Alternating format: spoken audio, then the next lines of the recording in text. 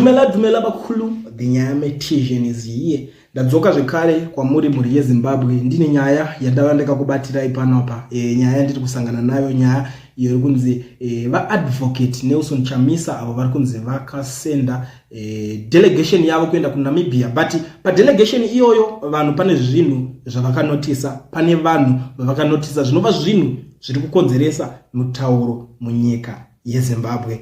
Tasangana zvekare, kana uchangosvika panapa, gara walike this video to pinda mushoko tichionesana zvinhu zviripo paground nhasi. Nyaya iri panapa yakamira kudai so. Vasiziba Ostalos uyo aimbova deputy spokesperson webato reCitizen Coalition for Change, aimbova zvekare member of parliament akamirira bato rePelandaba, abudikira ari kutaura ari kuti in Namibia at the Nala FM summit, the event brought together influential African leaders, activists and advocates, all united in their quest for revolution and progress as we gather to shape the future of our continent.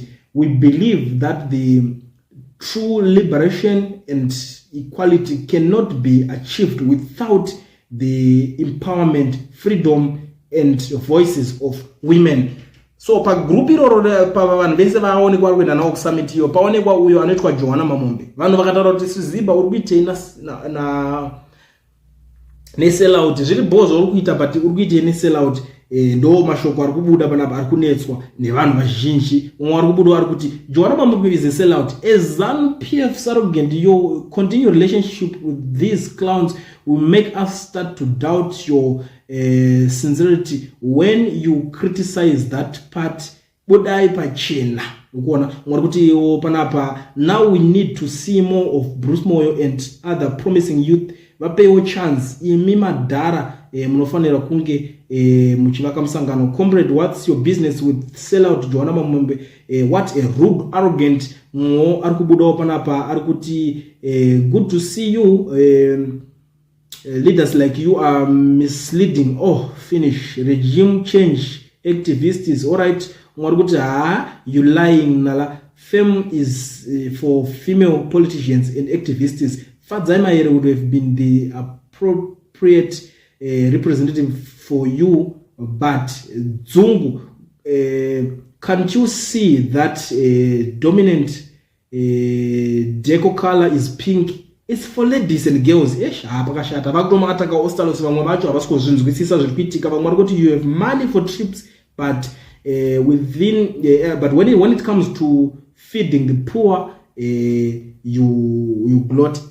I don't know kuti Ostalos anofanira kunge achifeed vanhu vari poor as who. I don't understand, because maZimbabweans what they believe kuti vanofanira politicians ane mari dzekukwanisa kuvafidha chikafu kudzimba dzavo nemhuri dzavo. It's a lie. Makanyeberwa. Hakuna politician anokwanisa kunge ane mari kuti achikufidha kumba kwako nemhuri yako. Ngatisanyeberane zvamuchose. Ipapo kana ariwo manyepa mune muchibhilivha, it's better muregedze nyu kunditeerera muchiti ndinonyepa kana kuti ndinotarisa, but ndiri kukuudza chokwadi, hakuna politician anokwanisa kuwana mari kufidha vamwe vanhu kana kutengera chikafu kuti muchiri kudzimba dzenyu nemhuri dzenyu. Hakuna zvakadaro. Ina asanda ndakambozviona izvozvo. Even kwese endai kwese munoona kwaka anenge atori it's a sort of bribe tosokupai chakati. Kana muri itoriyo skill unosupportira mapolitician kuti funga kuti vachazokufidhai, vachizofidha varombo. Akangana nezvazvo. Go to America right now, kune ma-street kids vandorara mu-street, vakanzwa nekuchinjanisa futi ma-president vachibhauka vachipindawo.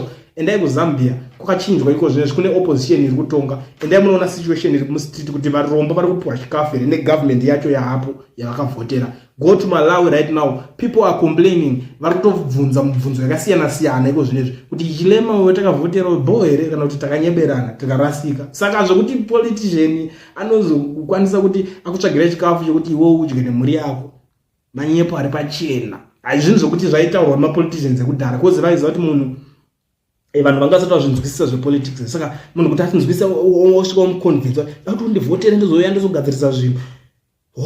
Ndizogadzirisa zvinhu. Saka pakaipa. Saka munotipei. Izvozvo hadina wobva wafunga woenda kubonogara pasi wotaka GoFundMe kuti amana ngatimbotibatsirei kuti timbosimbisa pati yedu, timbodoneta kana track 100 chikafu, timbonoita se timbonopa vanhu tumahamba so that vakwanise kuti believe. But iye inongori type yekungopananawo mbijana. It doesn't mean kuti vanhu ivo vachakwanisa kuchengeta life yako. Zviri zveupenyu hwako, wotoshanda upenyu hwako kuti zvitoita bo. Kutovhota kwaunenge uchitoita, make sure kuti ukutovhotera kuti uwane a better country kwauriwo. Nyika yako ive a better country. Kana kuti muwane change yamunenge muchiona pa life yaunenge wakafesa. At least unongoda kuti zviteka kuchinja.